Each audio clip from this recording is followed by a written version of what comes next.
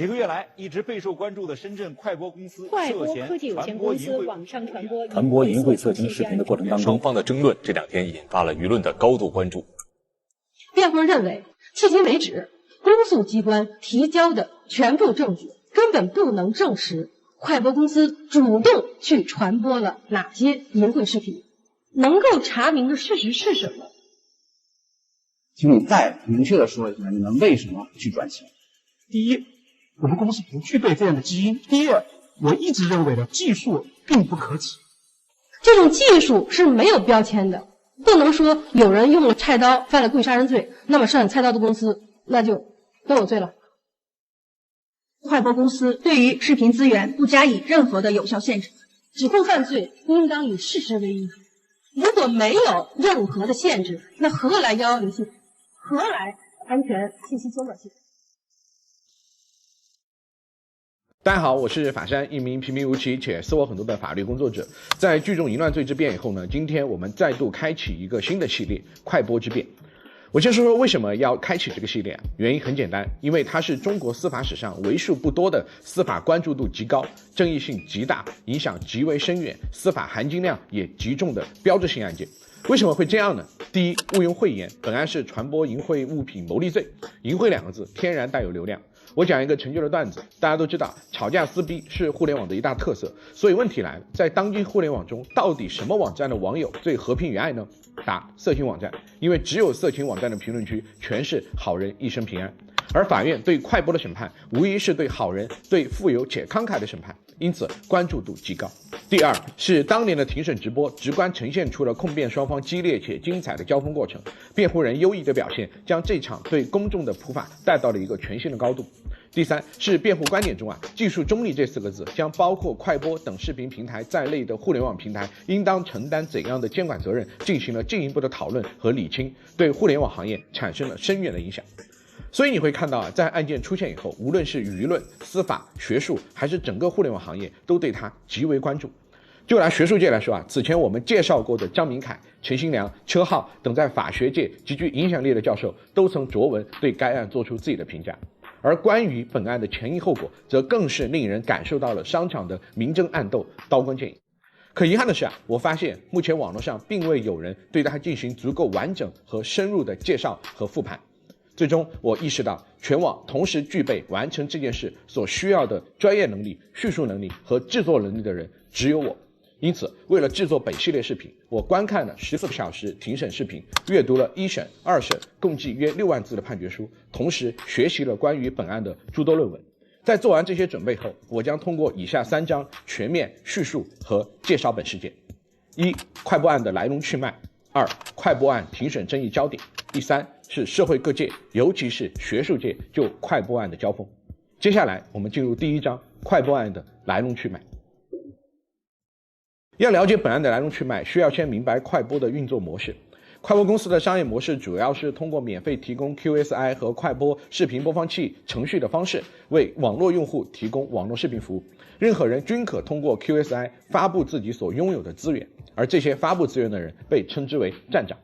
我舉個例子比如你要分享自己硬盤裡的某部小電影，那你首先是要使用 QSI 生成這部小電影的特徵碼，導出包含特徵碼等信息的鏈接，然後呢，站長會把鏈接放到自己或他人的網站上，通過快播公司中心調度服務器，用快播播放器播放該視頻。其中呢，為了增進用戶體驗，快播公司搭建了以緩存調度服務器為核心的平台，通過自有或運營商合作的方式，於全國各地不同運營商處就設置了緩存服務器1000餘台。在視頻文件點播次數達到一定標準以後呢，緩存調度服務器即指令處於適當位置的緩存服務器抓取儲存該視頻文件。當用戶再次點播該視頻的時候若下載速度慢，緩存調度服務器呢就會提供最佳路徑，供用戶建立鏈接，向緩存服務器調取該視頻，提高用戶的下載速度。而快播是怎麼盈利的呢？根據法院認定的事實快播事業部是快播公司盈利的主要部门，其中呢，資訊快播和第三方軟件捆綁為最主要的盈利方式。具體而言快播公司向欲發布廣告的公司收取廣告費，用戶呢使用快播播放器時，就會有快播資訊窗口彈出，該窗口內除了部分新聞以外，全是廣告內容。而快播公司呢，還向一些軟件開發公司收取合作費用，使得用戶安裝快播播放器的同時就捆綁安裝一些合作公司的軟件。在這樣的商業模式下，至2013年，僅快播事業部單年即實現營業收入人民幣1.43億有餘。同時，在這樣的商業模式下，巔峰時期快播用戶超過3億人。看到這裡呢，我想大家已經隱隱能夠摸到本案的一些爭議點了。那就是首先，快播公司自身並非視頻的上傳者，他們只是提供了便捷的視頻傳輸渠道和視頻播放器，然後呢，通過平台活躍用戶賺取廣告費和軟件捆綁費用。在這種情況下，我就是一賣菜刀的，你用刀去殺人也好，搶劫也罷，說我這賣刀的是共同犯罪，會不會有點過分呢？同時，第二點，那就是從實案的層面，大家細思，到底什麼樣的視頻站長不會直接在視頻平台公開發布，而是要生成鏈接在快播上進行分享？到底什麼視頻點擊量會比普通視頻高，然後被服務器緩存呢？毋庸諱言裡面肯定存在許多違法的視頻，比如說盜版視頻和淫穢視頻。是的，除了淫穢視頻作為視頻傳輸平台，快播還為另一類違法視頻的傳播提供了便利，那就是盜版。道理很簡单，比如《甄嬛傳》有媒體報道，這部2012年的劇至今能給出品方帶來每年1000多萬的收益。為什麼呢？有平台買。平台為什麼願意買呢？因為有用戶為他充會員。而如果用戶直接通過快播看盜版，那花真金白銀買正版的視頻平台，不就成了冤大頭了嗎？他们還願意高價買好內容嗎？正因如此，早在快播涉嫌傳播淫穢物品牟利罪一案發生以前快播便早已成為各大視頻平台的眾矢之的。既然我們剛剛說到《甄嬛傳》，就不得不說現在已經被譽為提前實現共產主義的著名養老公司樂視。《甄嬛傳》這部劇當年樂視是花了2000萬買的網絡獨家版權，然後分銷給了優酷。這筆錢呢，在當下看來肯定是筆划算的投資，但在2012年時由於電視劇網絡版權尚未得到足夠重視，這筆交易呢堪稱天價。而樂視為什麼願意花大價錢購買呢？因為那個永遠會在下周回國的叫做賈躍亭的男人，早早便嗅到了影視版權的重要性，正在敢為人先的花重金廣撒網的買。而他彼時的高瞻遠矚某種程度上也成全了目前活得很好的樂視。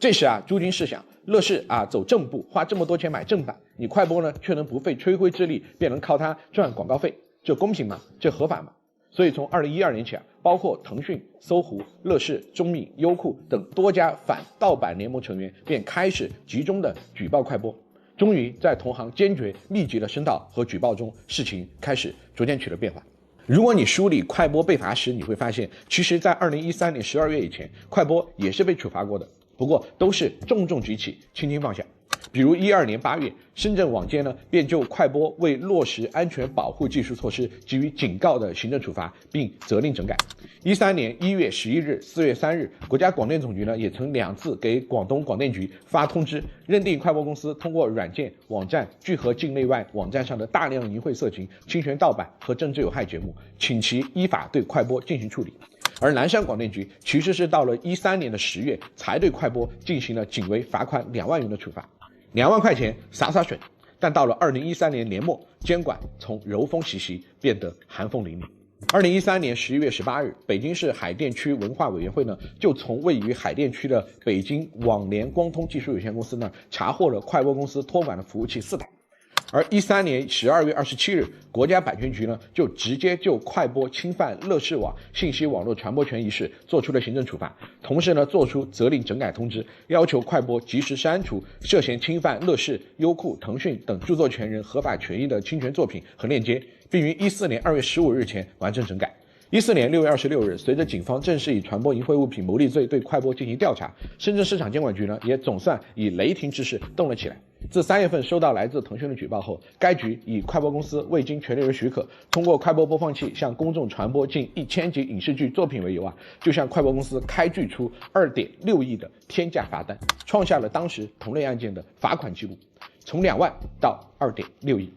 我們此前介紹過快播事業部在13年總營收也才1.43億，而對該天價罰款，時任國務院副總理的汪洋在15年4月的全國打擊侵權假冒電視電話會議上如此評價：深圳查處快播案是全國查處侵權假冒處罰之最，真正做到了讓違法分子傾家蕩產。快播在友商的密切關注下，成為了中國在整治知識產權亂象、對野蠻生產的互聯網行業進行合規的滾滾車輪中被拉出來示眾的負面典型。這個被稱為屌絲神器的播放器開始愈發顯眼地進入監管部門的視線。而如果你對此進行復盤，你會發現面對日益洶湧的圍剿，王興也做出了自己的應對。在後續因傳播淫穢物品牟利罪一案被捕後據一審判決書顯示，王鑫曾供述到，從2013年年底起，自快播開始因著作權問題被行政處罰，公司呢便開始對視頻進行碎片化的處理。什麼叫碎片化處理呢？就是將原有的完整視頻文件儲存變為多台服務器的碎片化儲存，將一部視頻改由多台服務器共同下載，其中每台服務器保存的均是32兆大小的視頻文件片段。用戶點播時需通過多台服務器調取鏈接，集合為可完整播放的視頻節目。這是什麼意思呢？我舉個簡單的例子，警方要定快播的罪，就需要找到能證明快播犯罪的紙條，而快播呢，為了防止這些紙條被发現，便將紙條全部打亂、搗碎後散落進1000多個箱子裡。警方找到任何一個或多個箱子，打開都只能看到一堆無用的碎紙屑。那張紙條到底存不存在呢？存在，但你拼湊不出來。拼湊不出来，自然就無法成為證明其違法犯罪的證據。這裡有一個有意思的細節就是對視頻進行碎片化處理。據該案另外一位被告人快播技術總監張克東的供述還是完美公司在2011年就給快播支的招。王鑫呢當時沒有採納，是在2013年年底被罰了以後才反應過來開始用的。而當警方事後問他為什麼要進行碎片化處理時，他的回答是：這是行業的規則，同時呢，碎片化技術能提升緩存效率。但是當他開始想起來使用視頻碎片化技術的時候，一切都已經晚了，因為警方那已立案的紙箱子已經根本不是王鑫做出應對後全是紙屑的紙箱子。我們之前不是說在2013年11月18日，海淀區文委呢便從北京网联光通那兒查獲了快播公司托管的服務器4台嗎？這4個箱子裡放的並非紙屑，而是還沒來得及扔進碎紙機的完完整整的紙條。北京市公安局呢，從上述3台服務器裡提取了29841個視頻文件進行鑑定，最終呢，認定其中屬於淫穢視頻的文件為21251個。而據鉴定人丁艷華當庭陳述為了鑑定這些視頻，其一天至少要看600部視頻，多時有800部，自己在11假期都沒有好好休息，除了周末以外都在上班。看得出，每一起需要查明的案件背後，都有無數司法工作人員的辛苦努力，讓我們為這些默默付出的人們點讚。朋友們，請将辛苦了打在公屏上。故事到了这裡呢，想必大家也意識到了，快播的頭上綁的是双馬尾，頭上除了盜版視頻這根辮子以外，還有另外一根辮子，叫傳播淫穢物品牟利，而後者可能比前者更為致命。至於為什麼快播是以傳播淫穢物品牟利罪而非侵犯著作權罪被追究法律責任，我們下一章詳細分析。2014年，根據新華社的消息，在群眾的舉報下，公安部親自掛牌督辦，以傳播淫穢物品牟利罪呢對快播進行立案偵查。據報道，14年的4月22日上午警方聲勢浩大，一共出動了大約70到80人，快播的服務器呢被封存，員工被要求錄口供，關於快播的山雨已來。而此時呢，作為公司第一負責人的王鑫卻已經身赴境外。接着，公安部協調國際刑警組織發布了對王鑫的紅色通報。14年8月7日呢，王鑫從境外入境韓國，被韓國有關部門截獲。8日，公安部門將王鑫押解回國。在舉國的關注下，在司法機關工作人員緊鑼密鼓的籌備中，在有關部門斬釘截鐵推進互聯網行業整頓的號角裡，王鑫即將迎來這場轟動全國的審判。而視頻看到這裡，朋友們想必也看出一些什麼來了。公安部親自掛牌督辦，有關領導人公開發聲。案件光從警方立案到法院開庭準備就有了將近2年的時間，以及有關機關決定對這起全國關注的重大案件進行公審。這場對快播、對王鑫的審判，怎麼看怎麼像還未開始便已經塵埃落定。但如果只是如此，這起案件稱不上載入史冊的案件；如果只是如此，這起案件也不配得到我如此用心的分析與解讀。是的，故事講到這裡並沒有結束。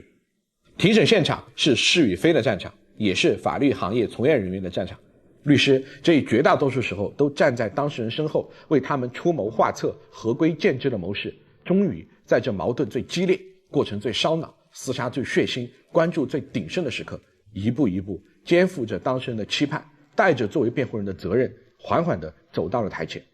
在這場醞釀已久的最終戰鬥裡，公訴人和律師他們坐在各自的座位上，看向對方。他們是一對永恆的冤家，他們有着注定不同的立場，而正是這份彼此堅決的對抗，完整着司法的公正。經過多年的同行競爭，具體參加本次庭審的法律從業者們，總算有資格坐在這裡，坐在這萬眾矚目的辯台上，接受所有人對他們專業的檢閱。無論成敗，本次案件都注定成為他們職業生涯中最令人注目的一筆。